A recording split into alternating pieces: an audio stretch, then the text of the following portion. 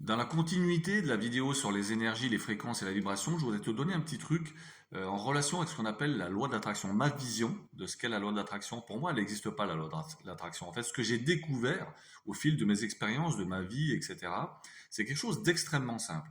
L'univers, la source, qu'importe, appelle ça comme tu veux, mais ce qu'il y a autour de nous, dans l'univers dans lequel on gravite, en fait, répond comme par écho à ce que tu vibres, à ce que tu es dans ton alignement total. Je vais préciser ce que ça veut dire pour moi. Ça veut dire quoi? Ça veut dire que si maintenant tu dis j'aimerais connaître l'amour, mais qu'en même temps tu contrôles mentalement ça, tu n'y crois pas au fond de toi pour qu'importe les raisons, mais que tu te dis ouais, j'aimerais connaître l'amour, mais en même temps je souffre tellement du manque, tu envoies une énergie de manque qui te revient. Donc tu récupères du manque.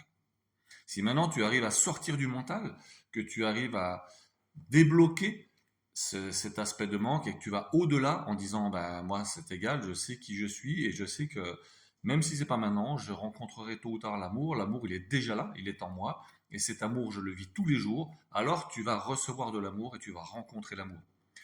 La même chose pour tout ce qui est matériel. Si maintenant tu dis ah j'aimerais bien avoir telle maison, telle voiture, j'en sais rien, partir en voyage à tel endroit, mais qu'en fait au fond de toi tu fais que penser à l'argent qui est nécessaire pour avoir ça, tu résonnes une fois de plus et tu vibres le manque. Et du coup, l'univers, la source, qu'importe le nom, comme on l'a dit, que tu lui donnes, te renvoie cette image de manque. Ça peut paraître con, mais ça l'est, et c'est extrêmement simple. Ça veut dire quoi? Ça veut dire que si maintenant il y a des gens dans les commentaires, et une fois de plus, merci pour tous vos commentaires, et merci de me suivre, c'est vraiment cool, et ça fait évoluer le schmilblick, comme je dis, parce que ces questions me font faire des vidéos et ça sert à d'autres gens. Quelqu'un m'a dit, mais comment on peut avoir la bonne vibration? Il n'y a pas de bonne ou de mauvaise vibration, ça dépend qui on est et ce qu'on recherche. Et cette vibration, comme je l'ai déjà dit, c'est une énergie, une oscillation, une onde qui change en permanence en fonction de qui on côtoie, de ce qu'on fait, de ce qu'on mange, de ce qu'on boit, de ce qu'on vit, de ce qu'on ressent. Et donc, si maintenant tu veux avoir une certaine vie, il faut que tu ressentes cette vie comme étant déjà là. Et ne plus être dans l'attente avec un espèce d'agenda ou un calendrier en disant ouais j'aimerais bien absolument faire ça le mois prochain ou avoir telle voiture le mois prochain ou rencontrer mon âme sœur ou l'amour le mois prochain, enfin qu'importe le timing. Mais quand tu donnes une deadline comme ça, tu te figes dans le temps et du coup ça se produit jamais puisque dans l'univers le temps n'existe pas. Ça c'est un concept humain, mais le temps n'existe pas. On a eu besoin de créer des repères, mais si tu mentalises les choses, à travers le temps, elles ne se produisent pas. Tu dois ressentir la chose comme étant déjà là. Et du coup, cette vibration-là, tu vibres pas le manque, tu vibres déjà l'abondance.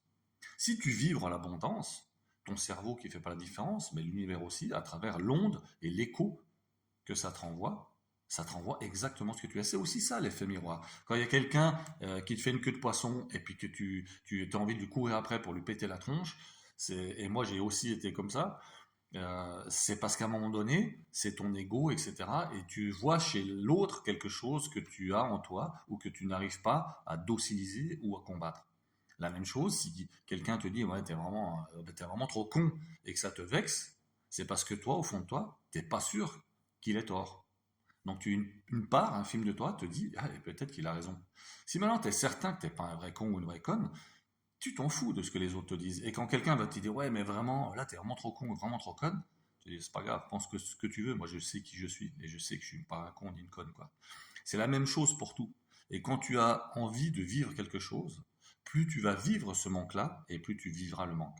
Et si tu arrives à dire ouais je sais que c'est déjà là parce que tout est en moi et je sais que dans ce qui m'environne, c'est déjà là aussi.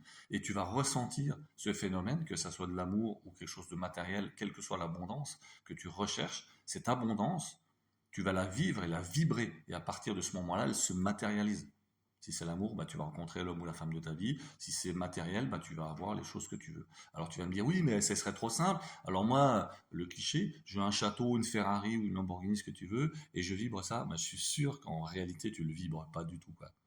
Ça veut dire qu'au fond de toi, tu crées ce qu'on appelle un conflit avec une part de toi qui y croit et qui aimerait ça, mais mentalement, tu dis, non, mais je sais que c'est pas possible que ça se produise de toute façon, ça serait trop beau, tout le monde le ferait. Et à partir de là, c'est cuit.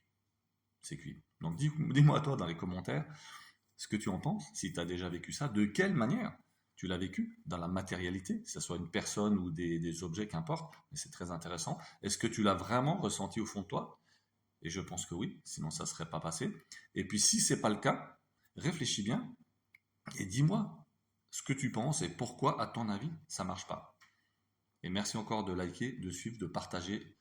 C'est vraiment super d'avoir tous ces échanges. Donc merci du fond du cœur. Et on se retrouve bientôt pour de nouvelles aventures.